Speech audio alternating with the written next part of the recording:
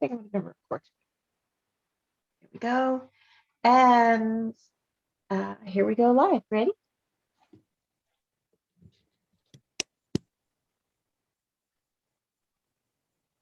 We are working on preparing the live stream, and we are now streaming live on Facebook.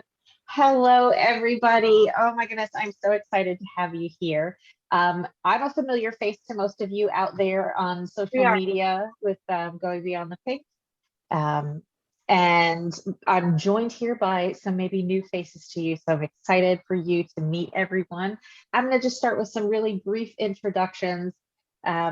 First up, we have Miss Emily Donovan from Clean Cape Fear. Clean Cape Fear is an amazing local kind of grassroots watchdog that started here in the Wilmington area to focus on PFAS in our water. We have today Miss Amy Gordon, who is a clean beauty advocate and rep with Beauty Counter. And then you know her from a lot of our kind of clean beauty and essential oils classes and things that we've done through Going Beyond the Pink in the past. And then we also have Allison Renner joining us. Some of you may have remembered when she was an intern with Going Beyond the Pink back in the day. And she is back forever, I hope. Allison is joining us. She is our new program assistant. So welcome to all of you. I'm super grateful that all of you are joining us today, and really, really excited to talk about this topic. So for anyone out there who knows me personally, I'm really passionate about PFAS and the fact that like so few of us really know what's going on with PFAS, and we don't really know the extent to which it impacts our lives. But particularly when it comes to the breast cancer community, I'm always thinking about breast cancer patients and survivors, because I know from being one of them that we're always kind of looking for ways that we can reduce that chemical load and that chemical burden on our bodies, right? And that comes in a lot of shapes and forms, and it can all be really, really overwhelming. And so one of the things that we've always advocated for is to kind of just take the small steps and do things in manageable bits, right? Because all of this can be so overwhelming.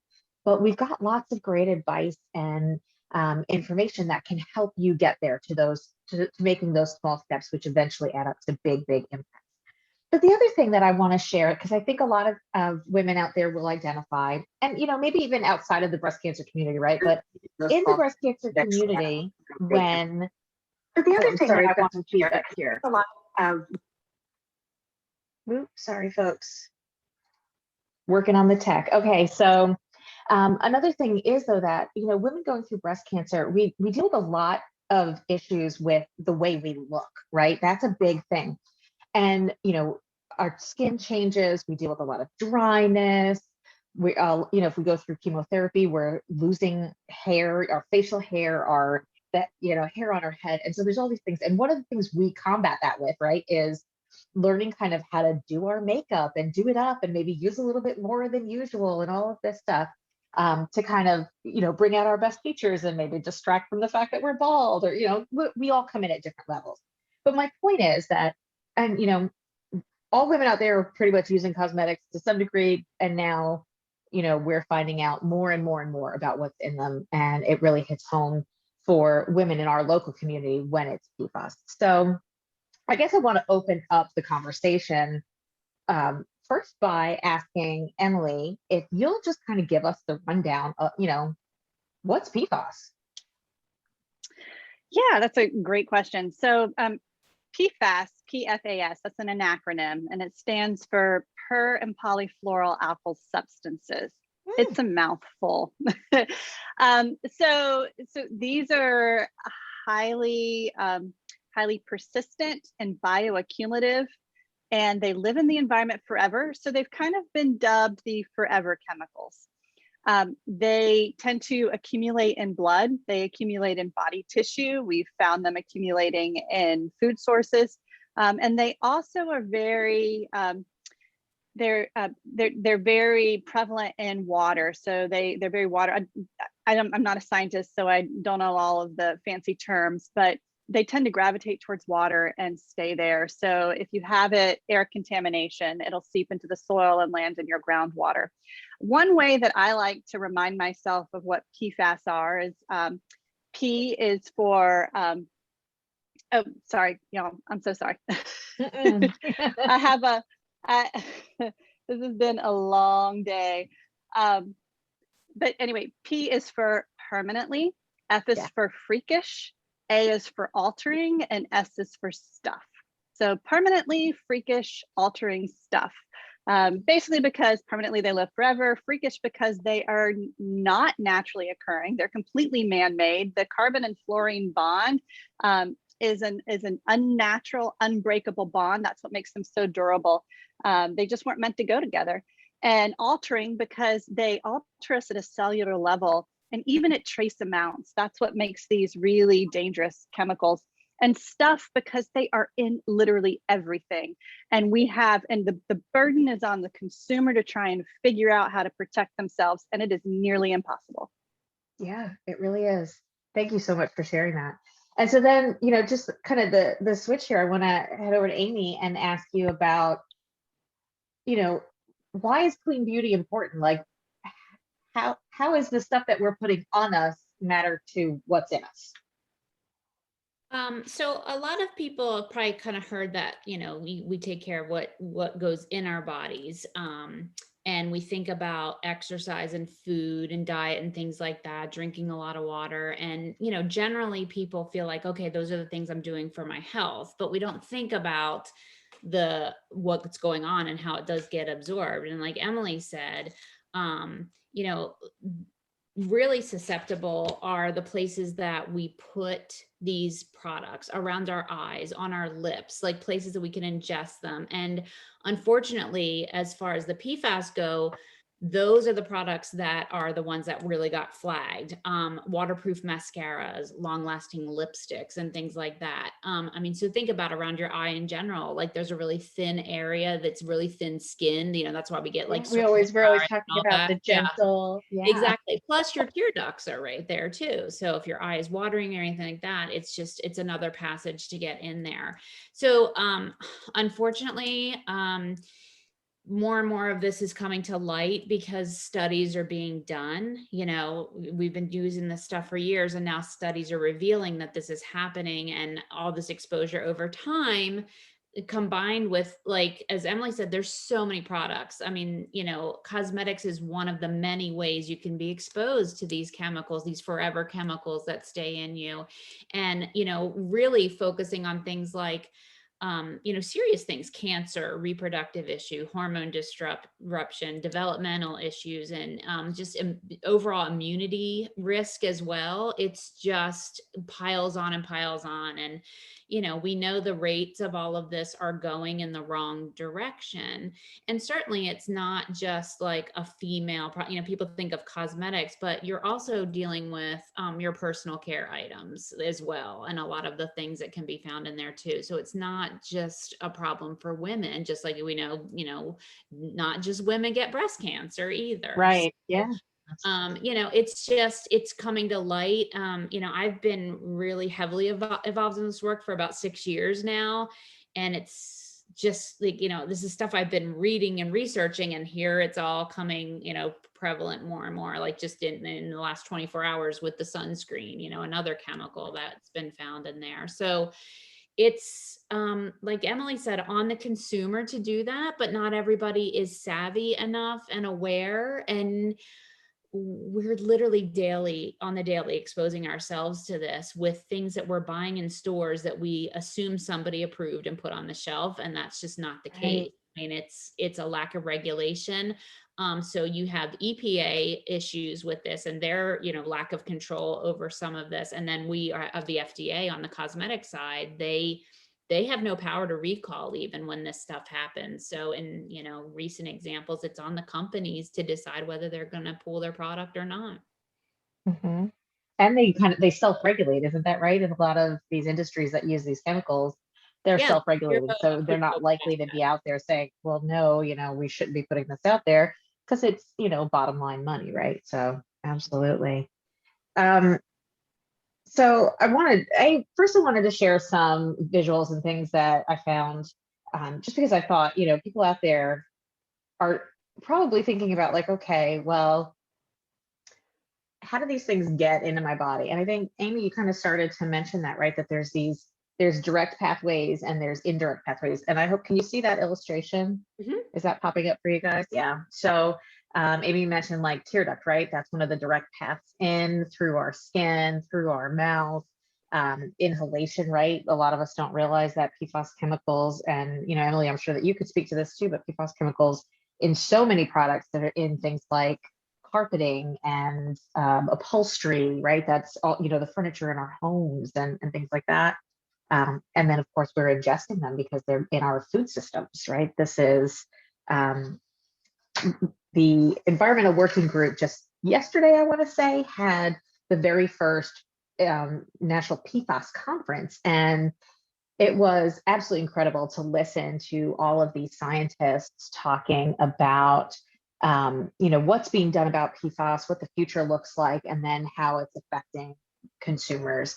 And one of the things that really struck me, it kept coming up and coming up and coming up, was this idea that we're in a closed system, right? And so because PFAS is in so many different things that we use, and it is this closed system, we are constantly like recycling PFAS back into our bodies. And that was really striking to me, right?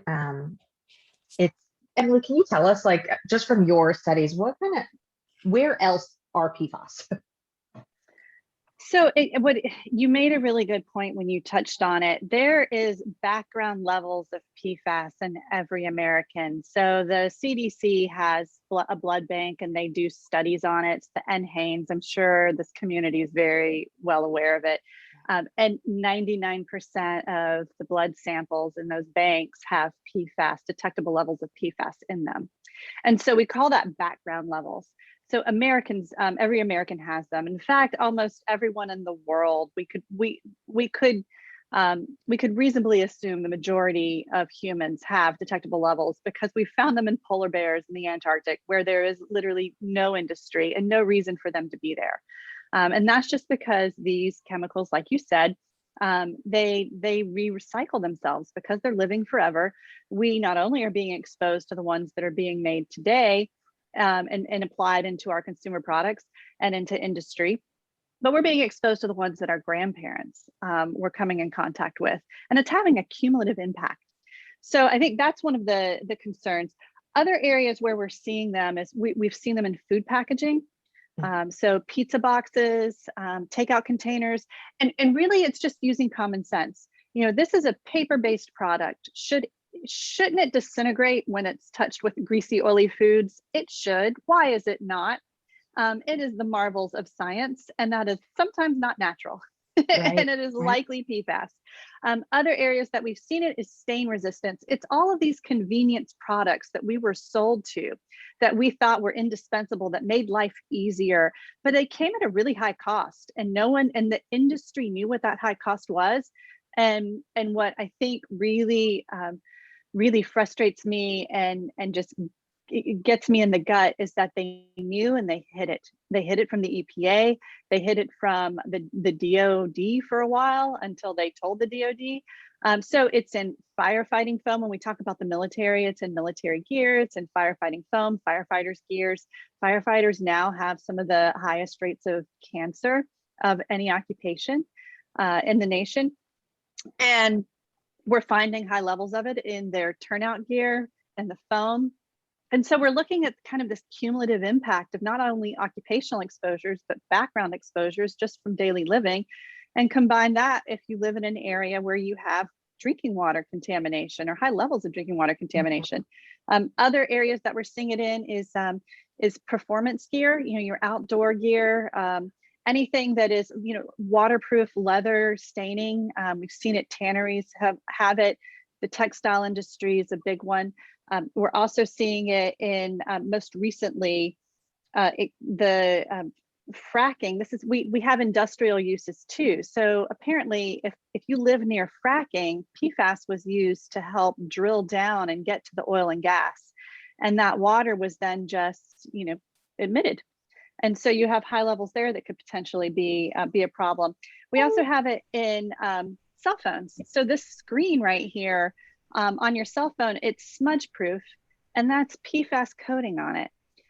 So it really is like when you see things called plant-based typically are coated in PFAS when you go look at the manufacturer's website. So a lot of automotive parts. It's a good, it's used in obviously nonstick pans. That was the big one that rocked the world in the Teflon 2000s. thing. Yeah. Yeah. We also have it in, I feel like there was one other that just recently, I feel like every day I wake up, there's a new shocking discovery of where we found PFAS use. And if it comes to me, I'll mention it. But really, sadly, the reality is it is nearly impossible to kind of whittle down where it's not in. There's also the accidental places that it's been put. Dairy farmers in New Mexico and in Maine have had devastating contamination levels of their family farms, 100-year-old family farms, with cows that are contaminated with PFAS that came from fertilizer. The fertilizer came from wastewater treatment plants. So our sewage systems are riddled with PFAS from all the consumer products that we flush down the toilet, but also from the industries that are flowing into the wastewater treatment plant. And there's zero regulations to stop that right now or to monitor for it. So again, like you said, circular. We're in this looped system of constantly re-exposing ourselves. Yes. Yeah. And as you mentioned earlier, it's a forever chemical, right? It bioaccumulates. So it's in your body and it just keeps adding more and more and more. And then we know that burden in your body, eventually you see health impacts from it. So for anybody on the call right now or in our Facebook group, we'd love for you guys to just be posting and asking your questions too. But let's talk about like what kind of health impacts are we seeing from these that we know of now, and what potentially is there out there? So a couple of the ones, it's emerging. I believe Amy even mentioned that, is that we're learning. We're learning as the years go by what some of these exposures mean. But for the more well-known studied, I mean, PFAS is the name for a class of chemicals that the EPA has cataloged at about 9,000. Industry has said maybe 200 to 400 are commercially relevant, meaning the ones that they're using. So you kind of wonder yourself, well, then where's the 9,000 coming from? These are precursors, degradations, and who knows? Sometimes I don't even know that they know. And that's what's really devastating about this. But what we've been able to find and what science has revealed from the most well-studied PFAS, we know that it transfers through the placenta. So we know that babies are being born already contaminated, especially in areas with high levels of contamination from drinking water. We know that it transfers through breast milk in high concentrations. We know that there are developmental effects during pregnancy, during breastfeeding, increased cholesterol, which leads to heart disease and stroke. There are a number of cancers that PFAS have been linked to: thyroid, kidney, bladder, testicular, and uterine. And I think there's more emerging, because I know, Kara, you and I have talked about the breast cancer community and why is this not on the radar, and is it emerging? And I believe we're starting to see some emerging thoughts that it could increase risk. But again, I know the science is still kind of formulating on that one, and you could probably speak to that better than I can. Yeah. And I'll even refer out to another organization that's they're an advocacy organization called Breast Cancer Action. And man, are they bulldogs. I absolutely love the work that they're doing. And I think it was either last year or the year before, they did a huge campaign focused on PFAS and the impacts of breast cancer. And they're, like you said, the science is emerging. So we're not talking about hard and fast facts and rules and well-known developed science, right? There's still a lot of questions out there to be asked and to be answered. But there's tons of information out there that's pointing to the relevance and the interplay of these chemicals in our bloodstream and breast cancer. And so that's, obviously why we're having that here today, is to kind of talk about the impact of these chemicals and women that have breast cancer, wanting to avoid recurrence, or those that are just, looking for ways that they can improve their lifestyle and their surroundings to, potentially avoid cancers, right? Yeah, and I'm so sorry. There were two more that I wanted to point out.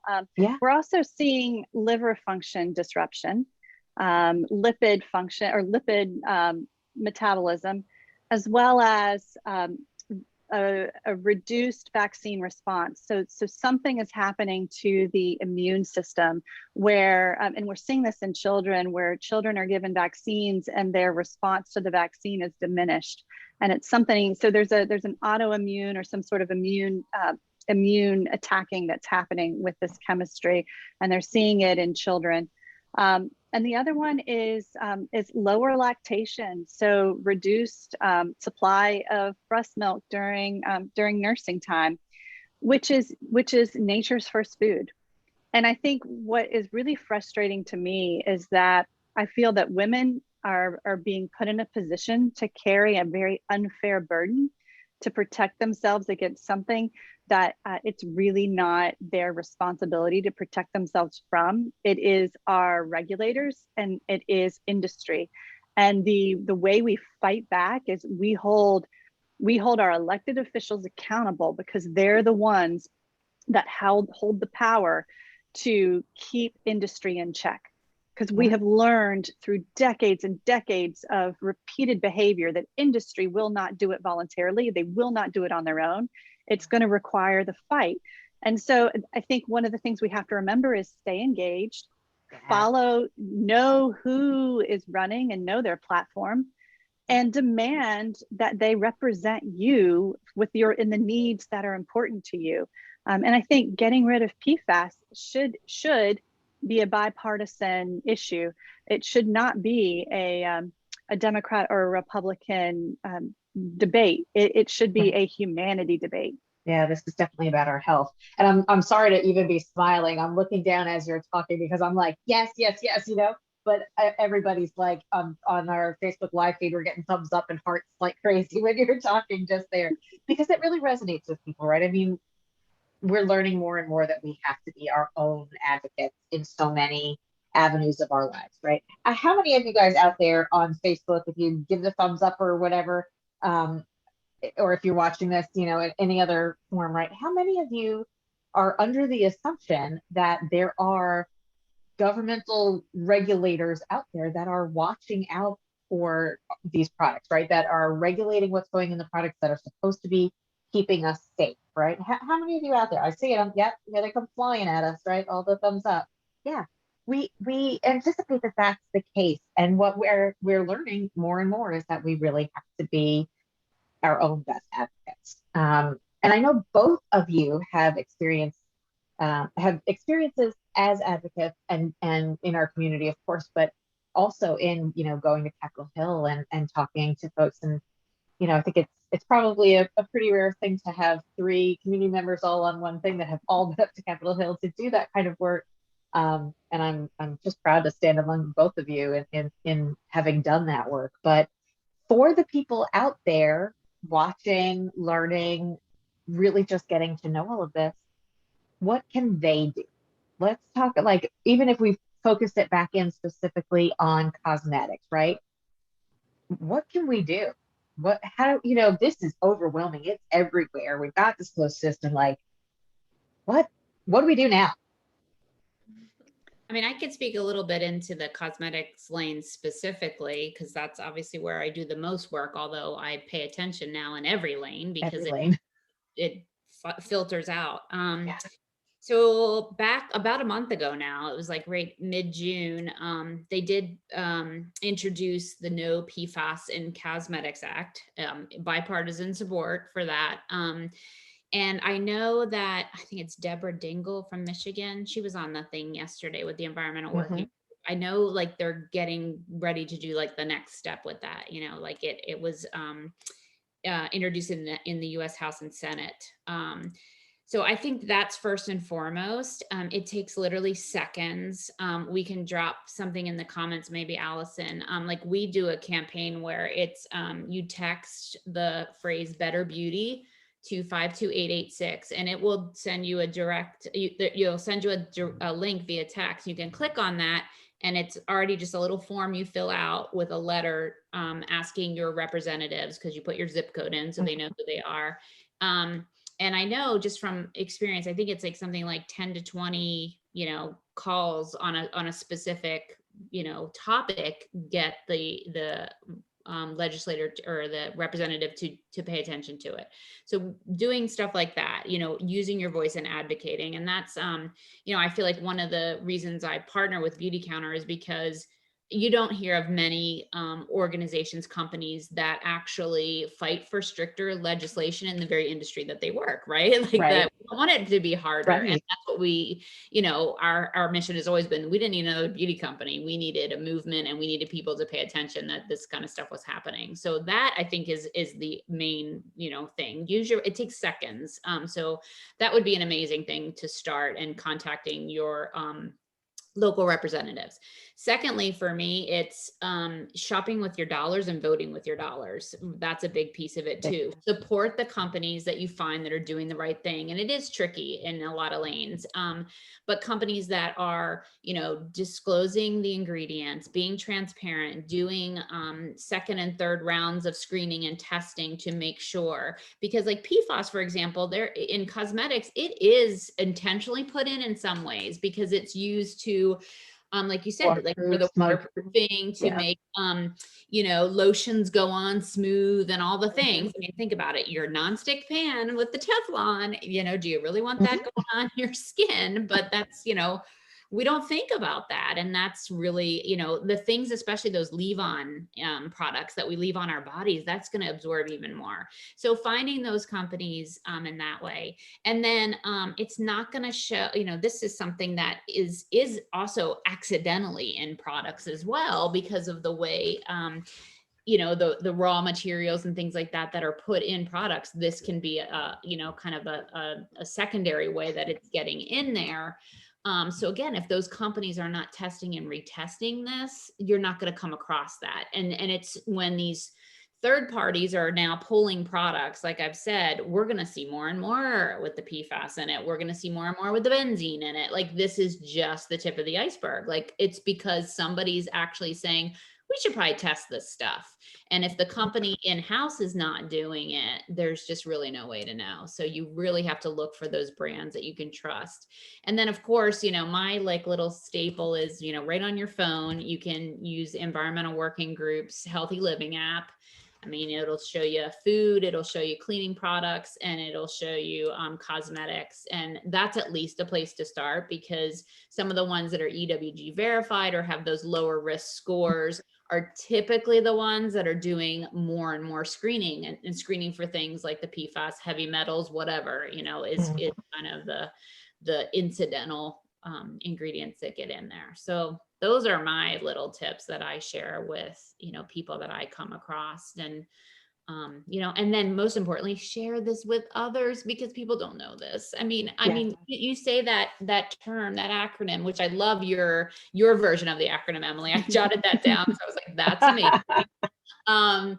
So I feel like, people just are blown away. Like, I'm getting so many people like tapping me right now about sunscreen. And when they see something in the news, like, oh, this is what you've been talking about for 6 years. Yeah, that is actually what I've been talking about for 6 years. Like, I'm not just making this up. So, and look, I want to jump in on that, because you have been talking about it for 6 years. Emily, you have been talking about it since PFAS and Gen X in our water, 4 years, right? So this is, we are talking about it. We are out here. So I'm going to challenge everybody that's out there watching this right now. The easiest things you can do: go on your social media and follow Amy's Living Well Essentials. Is that right? Amy's Living Well Essentials. Follow Clean Cape Fear, right? Both of them from time to time will put up things that you can do, action items, calls to action, where you can do something super simple like texting a number on your phone, or signing a petition, right? It literally takes a second of your time to just like read and learn and get involved that way. And that helps the advocacy move forward on it. So those are simple steps. Definitely do those things. And the other thing I always like to echo, I learned it from Amy, and I'll tell everybody I know about it, which is that Environmental Working Group. Healthy Living app and their EWG verified list, right? Like they are out there doing the work, really digging in, trying to find everything they can. And so obviously that is an organization you can trust to really know, what's going on with these chemicals and what you do. Emily, what about you? Any other tips or anything involving what people can do? Amy covered it. She's right? on it. She's got it. So the only thing that I could even think to add is just a reminder that sometimes what I hear is people say, oh yeah, but you know what, the politicians don't hear me, or I tried calling, or I wrote that email and I never got a response. And here's what I want to remind everybody. I have seen it firsthand. It works.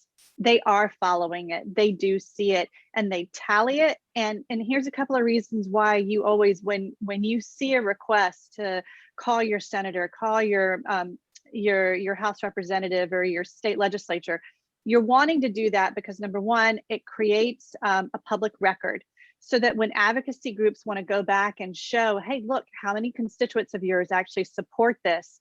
There's a record that lets us say that, you've got a lot of support in your district from your voters on this topic. We're really paying attention. They're paying attention. And we're going to see what you're going to do about this. And we're going to report back to your constituents and let them know how you did. So it's very important that you stay engaged. I almost think of it as like they get so disassociated, when they're in, for me here in North Carolina, when they're in Raleigh or when they're in DC, they sometimes live in a bubble and they forget what in district happenings, or maybe they're being fed only some information from staffers or from people that they trust, and they're not really seeing what's happening on the ground. So you must stay engaged. It is incredibly important. EWG is doing fantastic work. Another one, I mean, if we're veering outside of cosmetics, Mind the Store for just general consumer practices. So if you really want to hit a brand, Mind the Store does a really good job of applying pressure to a brand to remove these substances. They've been focused on food packaging and fast food packaging, specifically targeting Burger King, McDonald's, and Wendy's.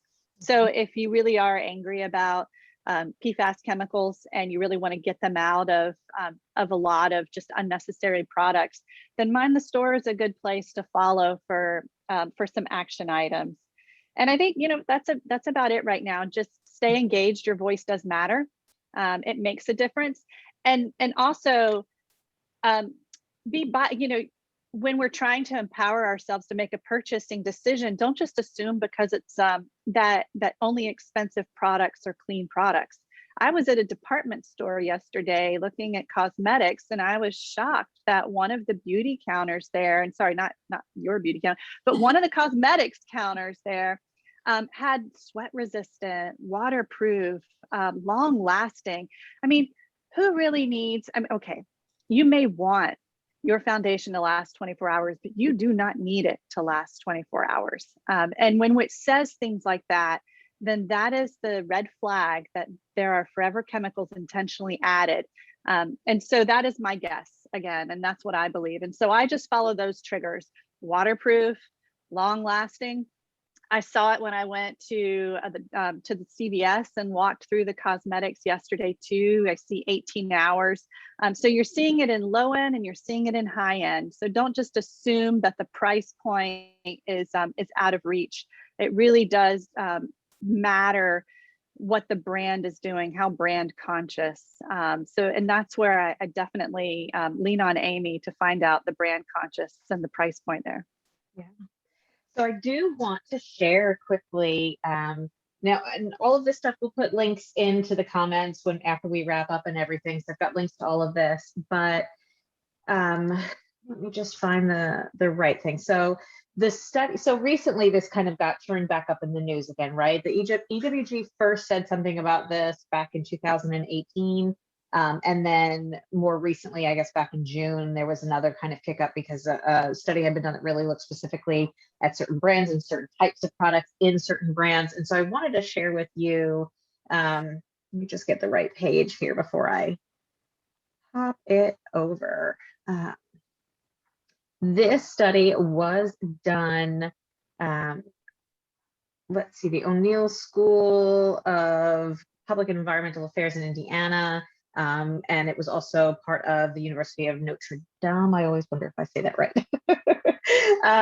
And let me share my screen here so you guys can take a peek. So this is the actual study, right? This isn't just like information from one source that says to another source that says to it. Like, let's go right to the actual study here.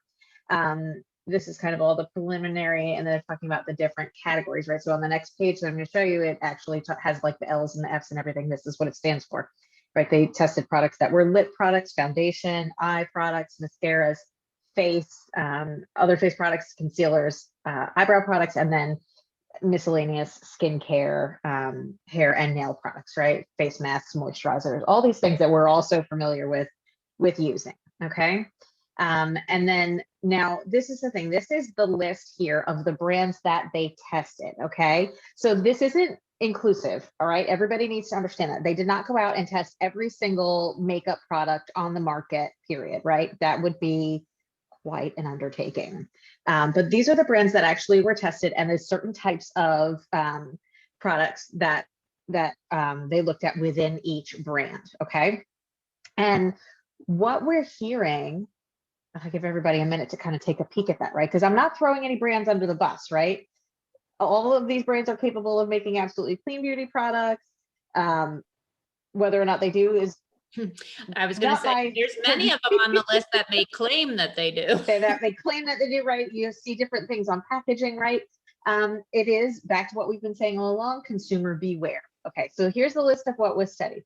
What we know is that, and Emily mentioned this earlier, right? There are literally thousands of chemicals that fall in this class. We know that in all of those, all of them had at least 4 different PFAS, 4 different ones in each one of the products that they tested. That's wild, right? And some of them had 13 to 15 different variants of this chemical, right? Of these chemicals. So we're not talking just like, hey, there's a little bit of this in your product. We're talking like there's a lot of variation and a lot of this in your product.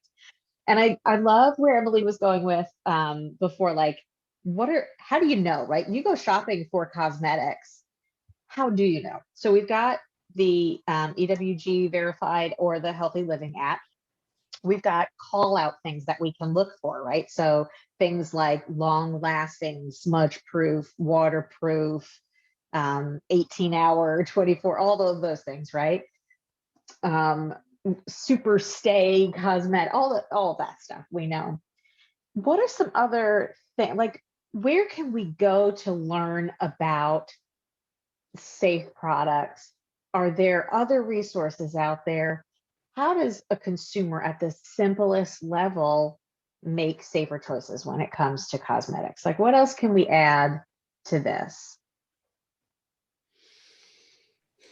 Well, I mean, it's interesting because you think about, like, when you were just saying some of these had like 3 and 4 and more of PFAS in them, and then multiply that. I think the average, what was it? The average woman uses like 12 products a day with how many different ingredients behind them.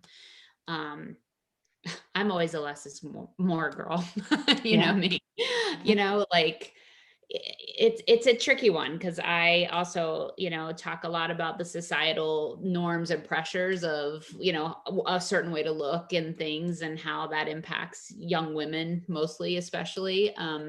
I have moms that come to me and daughters want to start with makeup and things like that. And I'm like, how about we just wash our face and wash the chemicals that get on us from other ways off, at least in a safe way.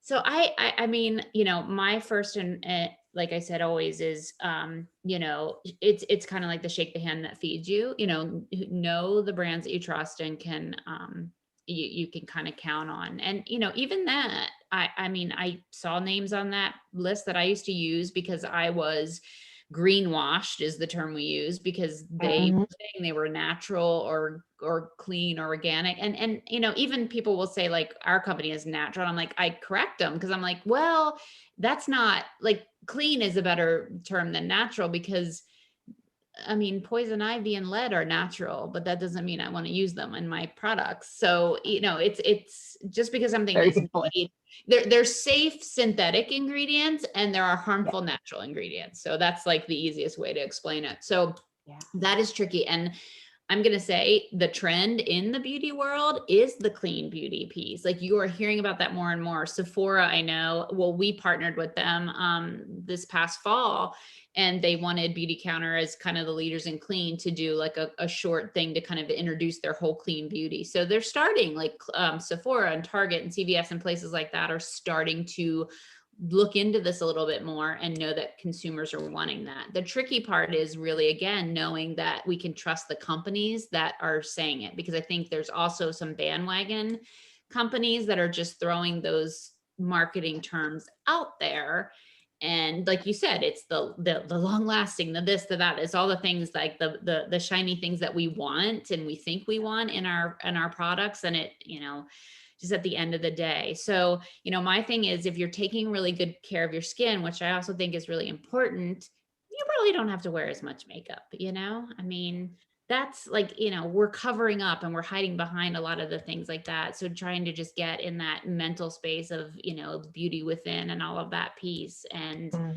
kind of getting across with more of a minimalist approach to what we need, like, the deodorant It's like was, we've got to fight the culture and the products. yeah, it is. It really is a tricky business. And it's funny because I mean, my background is education and I spent years in that lane, and I've just kind of shifted that to different content now.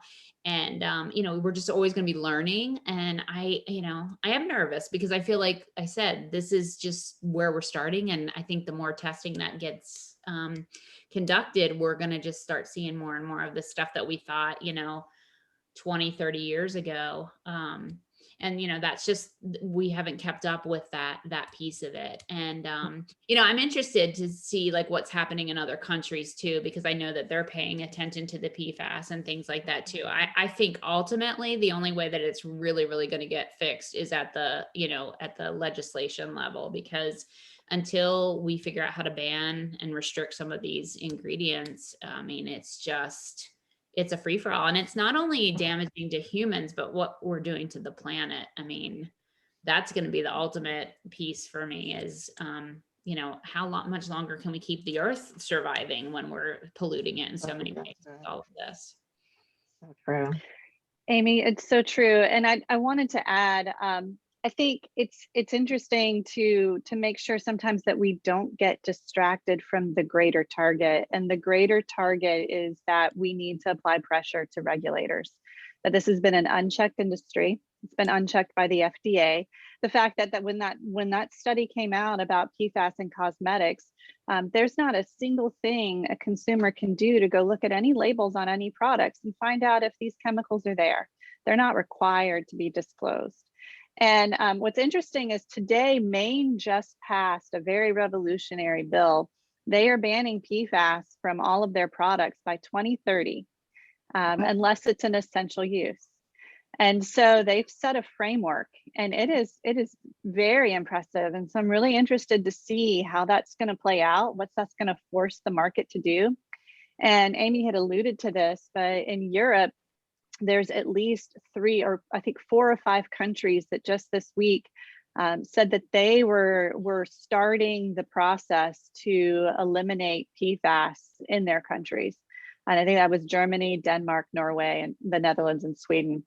And one thing that when they look at essential use, that's the term that everybody's using, is the question is asking ourselves, is this chemical, for if it's put in cosmetics, is that healthy, safe, and is it does it provide a function to keep society running? And the answer we know is no. It does provide, I mean, these cosmetics do provide us with self-esteem. They provide us with making us, feel good about ourselves in some ways. But the other question too is, are there safer alternatives? And yes, we lived with cosmetic. I mean, PFAS was invented in the 1940s and 50s, and we have lived with cosmetics well before then. So we know how to do this, and we know how to maybe get back to our basics on it. So again, I stay focused on the regulation. That is where we'll see the lasting change. Apply the pressure with your states. You know, it can happen. We're seeing in Maine that it can happen at the state level, and we're seeing in other nations that it can happen at the federal level. And we need to focus there, because when we get ourselves distracted on doing kind of small things, I know sometimes I always say, do things locally to make yourself feel accomplished. But don't let that distract you from the big prize. And the big prize is that we need to keep applying pressure where it matters. And that's with the FDA, which would mean applying that pressure with the White House and whatever administration is there at that time. Yeah, absolutely. Absolutely. One thing that I did come across, and it was in the first article that the EWG put out about PFAS in cosmetics in 2018. And I'm going to share screen again just to put this out there. Now, again, we've talked about this already, that there are literally, Emily, would you say like 9,000 known variants of PFAS chemicals, right? And we know that, you know, they don't have to be listed on ingredients at this point, right? So it's a crapshoot if you go out there and you're reading labels yourself, whether or not you're going to be able to tell if there are PFAS in there. But this, if you just take a quick screenshot of this, if you're out there and watching, you can see a list of potential PFAS chemicals that potentially could be in those products. So if you do see those on ingredients lists, at least you'll know for there. So I'm just gonna leave that up for you for a second. Everybody can grab a quick screenshot of that. It's a small step. It's a tiny little helper, but I want to make sure we have everything that we can out there. All right. Interesting too, just what Emily kind of spoke about. Like, we've seen that happening already, where you know, we know we can do things without. Just to kind of reference, over in the EU, they ban like 1,500 ingredients, and in the US, it's like 30 when it comes to the cosmetics in particular. So it's like, and we've seen where, you know, certain brands of cosmetics are sold in both of those lanes, and it's not the same ingredient list. It's not the same product. We see that in the food industry as well. So, you know, state by state is one way. You know, California has done a lot of, you know, forward thinking legislation, Oregon, places like that. So it's starting to happen. We just need to get that momentum going even more. And like you said, that people using their voice, I think, is going to be the biggest way to do that. So we know it's possible. It's just a matter of, you know, putting the pressure on so that it can be done. Yeah. And I want to add too, I know just from talking to people that, you know, they start to hear all of this stuff. It gets very, very overwhelming. Everybody's like, I don't even know where to start. You know, all of the things, right? It's just, it's big overwhelm. And we keep preaching it's the small steps, right? Every small step ends on each other, they build up, you have a bigger impact. And the people sitting before you on this panel today are evidence of that in their own lives, right? Amy was an educator, not at all in clean beauty field, not, you know, previously any kind of expert in clean beauty, and now she's advocating at Capitol Hill and doing absolutely amazing things to help her community learn about clean beauty products, right? And Emily is the same thing. Emily is not a scientist, was not in this world of PFAS or even you know, advocacy or any of those things, right, Emily? And you just, it's the small steps that you took to learn and build on your knowledge, and that leads you to where you are today. And so I'm always just super impressed by both of you, and how much we can all learn from kind of watching your trajectory along the way. Now, listen, Allison has been with us this whole time, so quiet, but I'm going to put her in the spotlight here for just a minute, because I think Allison is a really good representation of a lot of the young women out there that might be watching, right? Who maybe didn't know, don't know, or just getting to know about this clean beauty thing, right? And there's a lot of social pressure on young women around this space. And one thing, I hope it's okay for me to share this, Allison, but I know Allison to be a healthy young person, right? She leads an active lifestyle. She makes excellent choices about how she nourishes her body. And so, Allison, I'd love for you, if you don't mind getting thrown on the spotlight here, but I'd love to hear from you. Like, what are your thoughts on this? Oh my gosh, I've just been soaking everything in, learning so much from both you, Amy and Emily. And Kara, you too, you've told me so much information ever since I've known you about PFAS that I didn't know it was a thing until I moved to Wilmington. But even then, it took me probably about a year to learn what PFAS was. I was sitting in a classroom at UNCW and I overheard somebody mention something about our water, the Gen X and water. And I was like, what is that? I just moved here. Somebody tell me to fill me in.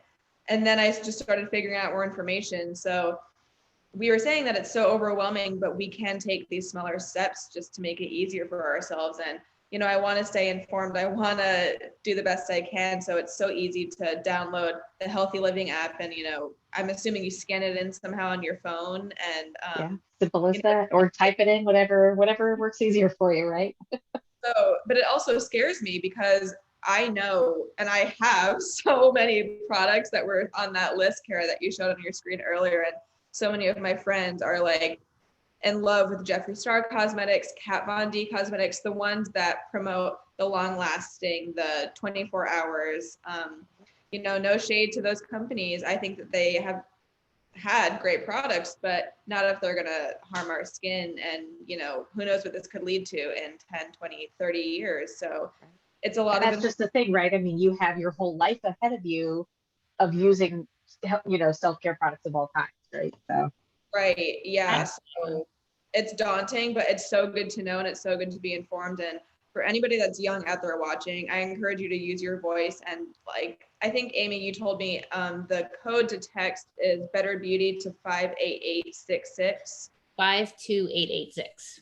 52886. So that is just a small step that somebody that's, you know, watching can take. And anybody that's young, get involved, use your voice. You have power. I know I have power, so I want to use it and just advocate to my representatives. So yeah, That's amazing, absolutely. Allison. Your generation is going to like change the world, because I feel like you are, and more people in your age range are learning about this stuff. I see it with, women I work with and men, and people are going to demand this from society, and it's just going to happen. And it does. I mean, I have seen countless examples firsthand of, just by cleaning up their food and their products that they use on their body, like people that had fertility issues suddenly don't have fertility and finally able to get pregnant. I mean, it's crazy kind of examples like that.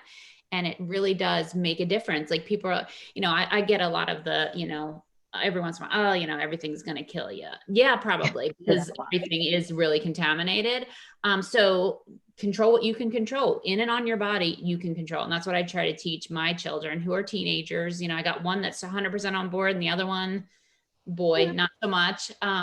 But I mean, we've spent 20 minutes more trying to go through every deodorant in CVS to scan one that I will deem acceptable, because he wants a big boy deodorant versus like a pot of stuff. Yeah. But yeah, it's just, but they're going to learn this, and they're going to finally, like, the light bulb moment is different, I think, for everybody in life. And if you would have told me that I would be working 6 years ago in the beauty industry, I would have like laughed my head off, because I'm not like high maintenance or any kind of, it just happens to be that this is the lane that I, got introduced to, and it's the way. But it's, like I said, it impacts so many other lanes of your life. And once you start paying attention to it, and like Kara, you're saying the small steps, toothpaste is going to run out maybe this week. So when you go to buy toothpaste, like look at Get it a better one. and just start there. And Yeah. then the next week when your deodorant runs out or whatever, like slowly over time, you don't have to like chuck the whole linen closet and, and your vanity, just little by little, every time you go to make a purchase, like, just take a minute to think about it and see what's happening in that And space. you know what's about to run out too. So when you're sitting there on your phone in bed at night that you're not supposed to be doing because it's bad for your sleep hygiene, right? But you're doing it anyway. Look up the products, do some research, go to there's all sorts of Facebook groups and all these things out there with tons of great information. So if you want it, you can definitely grab it. That's the biggest power ever, the sharing. I mean, look at us. We share, our favorite movie, our wine, our, a good book that we've read, a great eyeshadow or whatever. So the more and more we can start sharing about like, hey, you can also have these amazing high performing products that are also safe. That's like what needs to slowly happen. And that's kind of the whole, revolution that we're working towards achieving, and just having people know that, that this is happening. I am still shocked. Like, I feel like everybody knows this now because it's so in my world, but every time I talk to somebody, like you said, Allison, like people they've not heard the acronym before. They don't know. I'm like, you haven't watched like Dark Waters? You haven't watched The Devil We Know? Like what do you use for your cleaning products? Like what's going on here? So like I start like shaking. And, but like we just take a breath and just little by little feed them those nuggets so that they can just start, just ask questions. Like, don't assume that it's safe. It's sad that we have to think that way, but it's more and more it's become glaringly apparent that is what's the stance we have to take is, be cautionary. Yeah, absolutely. Okay, well, I'm a terrible moderator because we've gone over time, but I have absolutely loved and enjoyed and learned so much from this conversation. I'm so grateful to you, Emily, for taking the time tonight, and Amy for joining us and taking the time tonight, Allison for all of your help and constant feedback, and everyone out there that's listening. I know we've had quite a great audience out there. People are going to have lots of follow-up questions and things like that. So for sure, we'll be monitoring the comments on this and on the video. You'll be able to find this recorded video on our Facebook videos and also on the Going Beyond the Pink YouTube channel. In those comments, we're going to put some of the great tips that we talked about throughout this discussion tonight. If you were watching live, I have a screenshot of everybody's name. Let me make sure I still have that. Yes, I do. Okay. And I'll put you into a raffle for some amazing, you want to talk about some locally sourced, really great products. We've got Clary Hollow makes wonderful homemade soaps and lotions, which are included in our care bags that we give to newly diagnosed breast cancer patients, by the way, because as we're learning, we're replacing the products we're putting in those bags too, because small steps matter. So I've got a lavender soap and a lavender chamomile lotion bar from Clary Hollow. That's going to go out to one lucky winner just for taking the time and energy to watch and learn tonight. Again, thank you all so much. So appreciate you being here. Amy, Emily, any parting thoughts? No. Thank you for always being an advocate and using your platform to share this information. I mean, it's an honor to, I adore you, and I'm so grateful for you and all the work that you do to help keep us all safe. Thank you. Thank you so much. Yeah, no, Kara, this was a great, it was an honor to be here tonight. You're doing such fantastic work and bring so much joy to such a painful and traumatic moment in people's lives. And just thank you for offering, you're offering empowerment, and you're bringing back control in sometimes an uncontrollable situation. And that is a true gift. So thank you. Thank you for letting me be a part of that. My goodness, thank you so much. And I want to shout out to, again, I told you these are amazing women. Amy on Amy's Living Well Essentials is going to be having a mega event coming up. If you want to be looking for some clean beauty stuff, you will find it there. Join that group. And Emily, who, by the way, just recently talked to the White House, is also going to be featured in the New York Times. So make sure you're looking out for that as well, and share with all of your friends, and then you can tell them you know these amazing women as well. All right, everybody. Thanks again so much for joining us. Have a wonderful night. Thank you, everyone. Thank you. Bye. Bye.